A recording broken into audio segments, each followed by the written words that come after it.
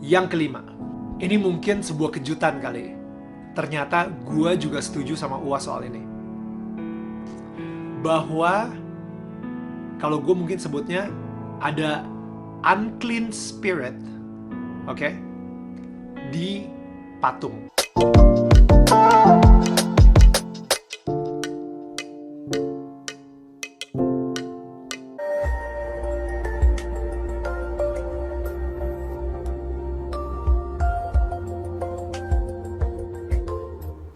Hai guys, jumpa kembali dengan saya Nur Fitriadin di channel Peace of Christ. Kiranya melalui video yang diunggah oleh channel ini boleh menjadi berkat bagi setiap kita. Dalam video kali ini saya akan membahas tentang video yang sedang viral, yaitu seorang artis Daniel Mananta yang menyatakan bahwa dia setuju dengan statement dari Ustadz Abdul Somad yang menyatakan tentang patung. Beliau membahas tentang patung. Sebelum kita jauh membahas bagian ini, yuk kita simak video ini. Yang kelima, ini mungkin sebuah kejutan kali. Ternyata gue juga setuju sama UAS soal ini. Bahwa kalau gue mungkin sebutnya ada unclean spirit, oke, di patung. Ketika patung yang dibuat oleh manusia disembah. Wait.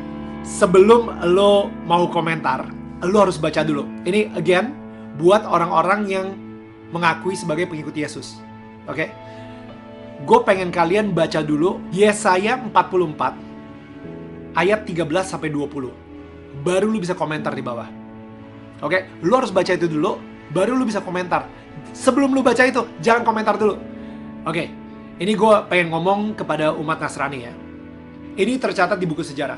Nebukadnezar itu penasaran banget seperti apa sih bentuk atau wajah dari Tuhannya bangsa Israel. Sehingga dia dengan beraninya itu masuk ke satu ruangan yang ini ruangan yang paling suci di situ. The Holy of the Holies. Ya, yang kadang-kadang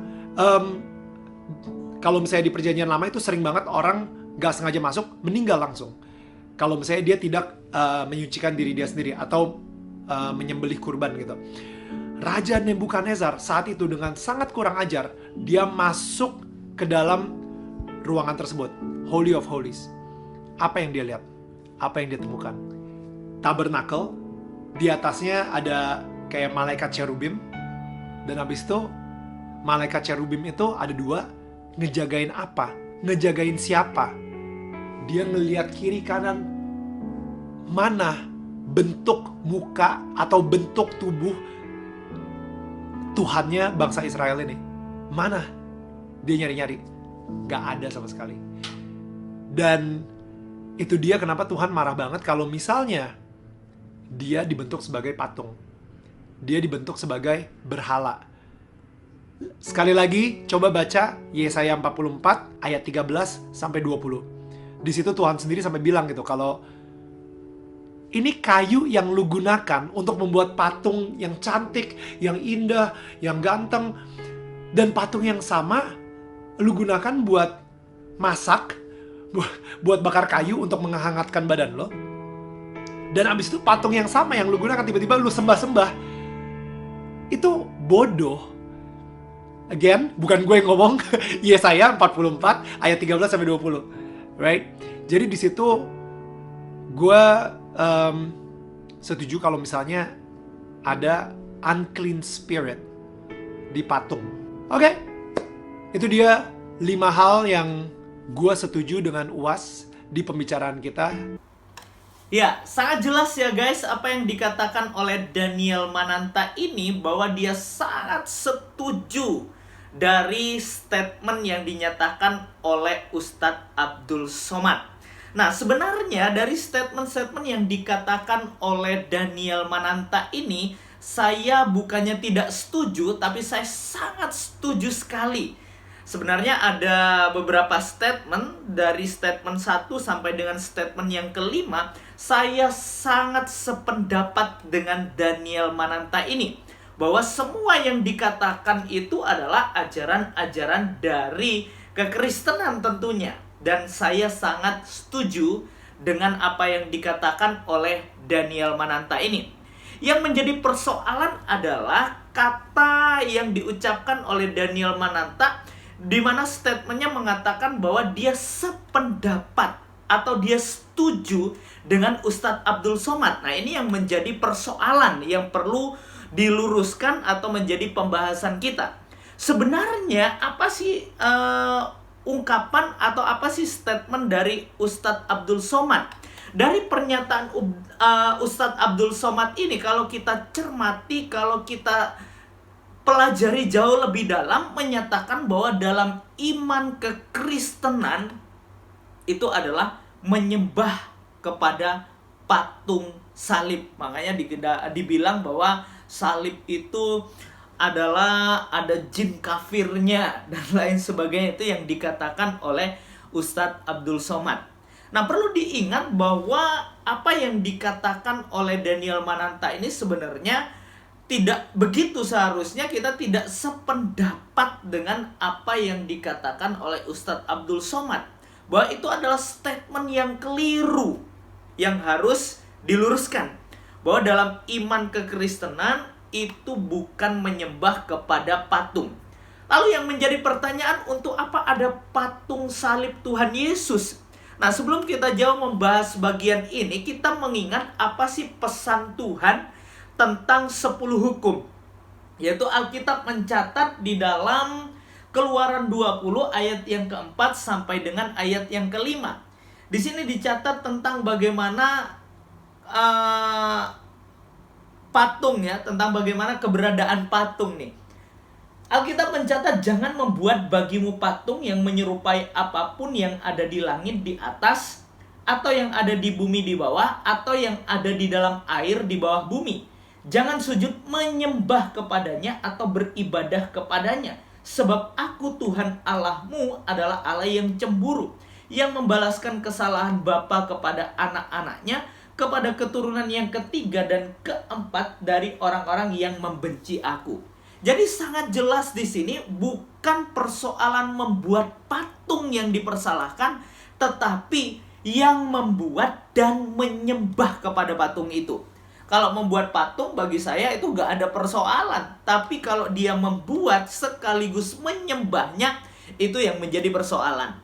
Dan itu yang tidak diperbolehkan di dalam Alkitab.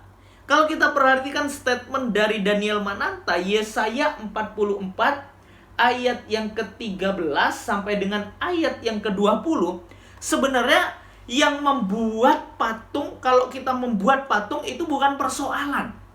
Di sini perikopnya sangat jelas ya, dituliskan bahwa kebodohan pemujaan patung. Jadi yang menjadi persoalan di sini bukan membuat patungnya, tetapi yang membuat dan menyembahnya. Ini yang menjadi persoalan. Lalu pertanyaannya, untuk apa ada patung salib di dalam gereja? Untuk apa ada patung salib di rumah-rumah orang percaya? Nah, persoalannya begini ya. Kalau kita memperhatikan di Mandalika, di situ kita terkenal bahwa sudah dilakukan di situ MotoGP ya. Lalu dibuatlah patung Presiden Republik Indonesia Joko Widodo sedang naik motor di situ. Apakah itu menjadi kesalahan besar patung Presiden Republik Indonesia ada di sana? Lalu untuk apa? Nah, kalau kita memperhatikan di situ patung Presiden Republik Indonesia bukan untuk disembah, bukan ya?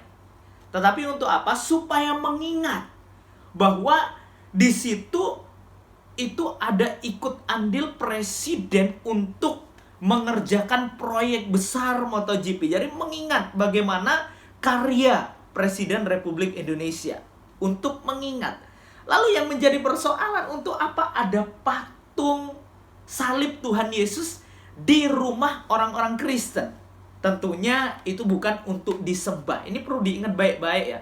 Orang percaya, orang Kristen tidak menyembah patung salib yang ada di rumah-rumah, yang ada di dinding rumah orang Kristen. Enggak. Tetapi untuk apa? Ketika ada patung salib Tuhan Yesus di situ untuk mengingat bahwa beberapa tahun yang lampau Tuhan Yesus telah mati buat kita untuk menebus dosa dan pelanggaran kita.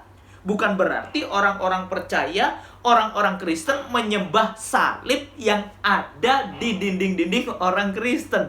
Enggak ya, itu adalah kesalahan yang fatal.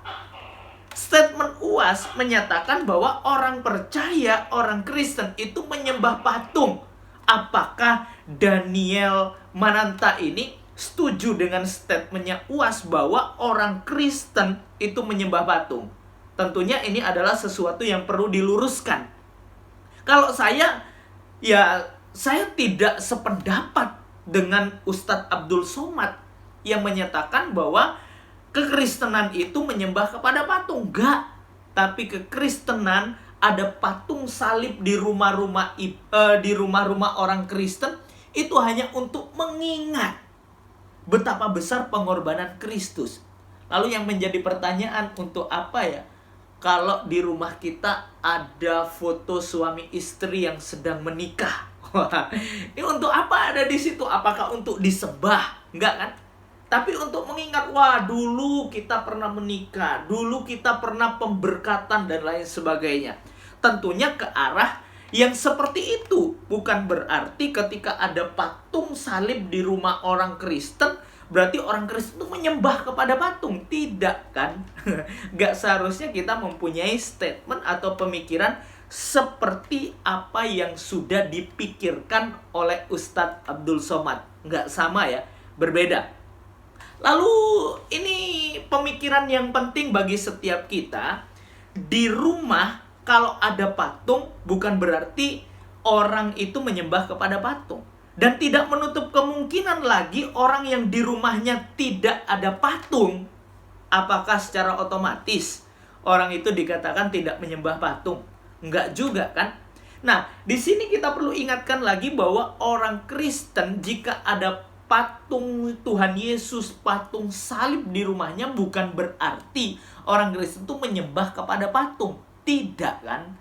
Tapi di situ sebagai mengingat bahwa dahulu ada bukti sejarah bagaimana Yesus Kristus menebus dosa umat manusia, bagaimana Yesus Kristus datang ke dalam dunia, mati di atas kayu salib untuk menebus setiap dosa dan pelanggaran orang yang percaya kepadanya. Bukan kita menyembah kepada salib itu, tetapi itu sebagai lambang, sebagai simbol sejarah yang pernah terjadi.